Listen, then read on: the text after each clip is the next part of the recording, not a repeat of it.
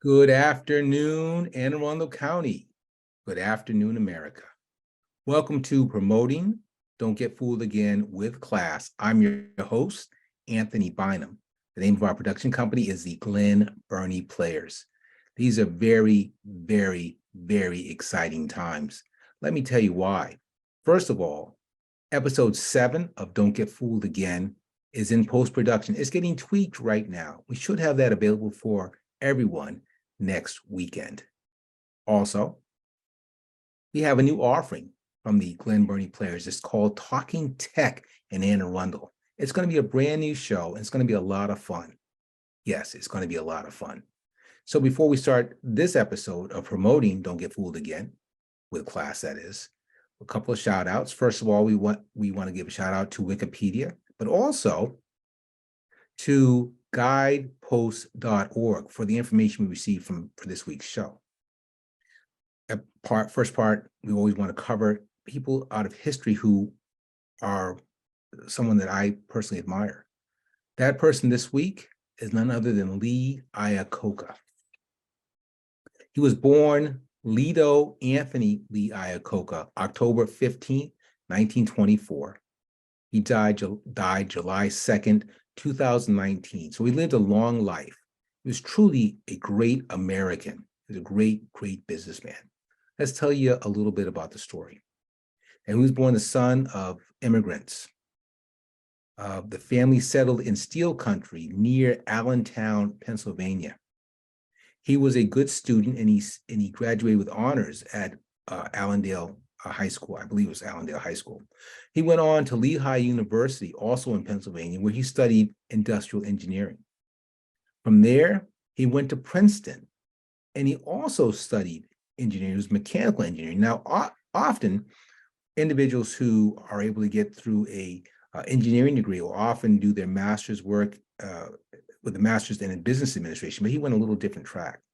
And it kind of reversed himself in a second, and I'll explain that to you. So he started off with the Ford Motor Company. I believe it was 1946, I believe.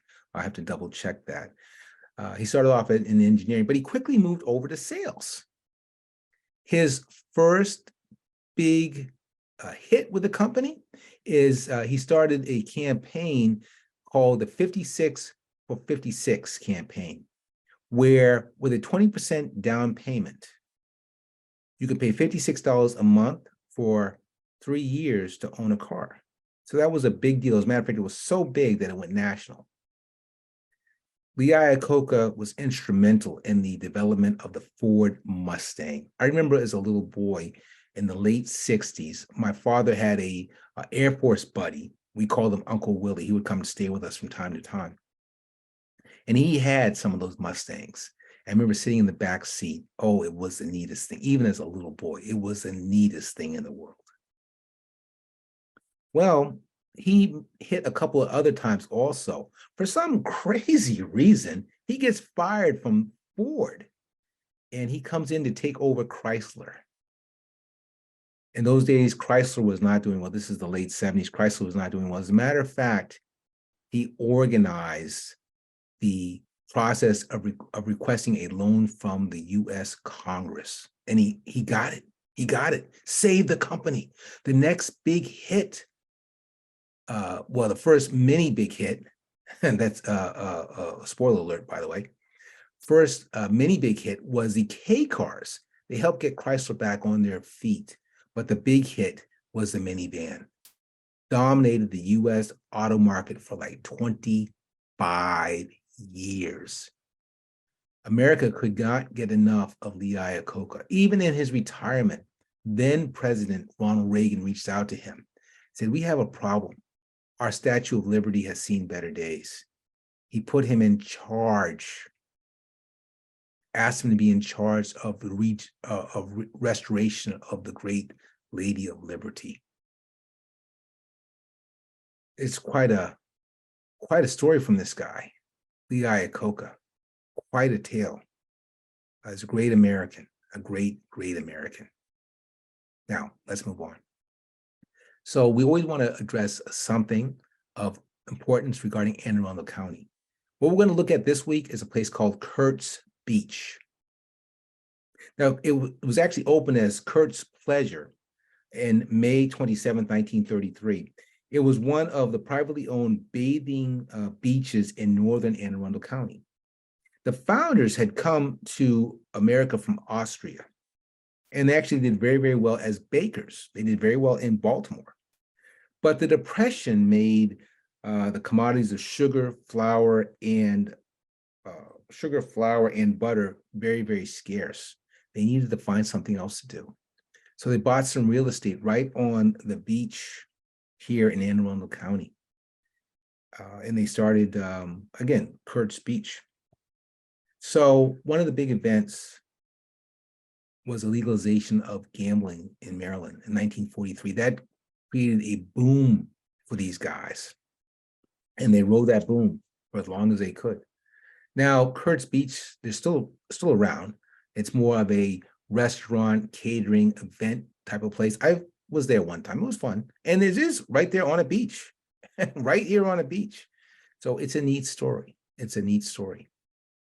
Okay, so we're going to close up here.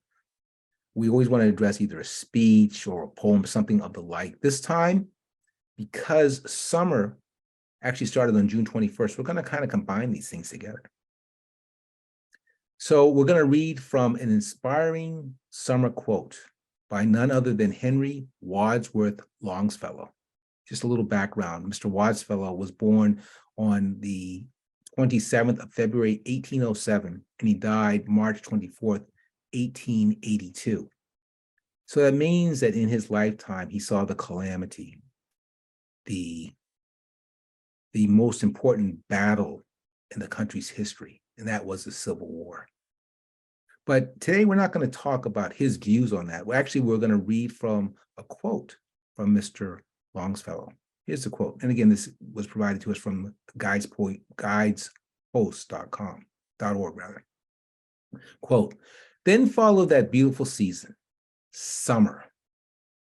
Filled was the air with a dreamy and magical light, and the landscape lay as if new created in all the freshness of a childhood." That was beautiful. So, just to recap, episode 7, Don't Get Fooled Again, is being tweaked. And also be prepared for a new offering. It's called Talking Tech in Anne Arundel. So for the Glen Burnie players, I'm Anthony Bynum. Bye-bye.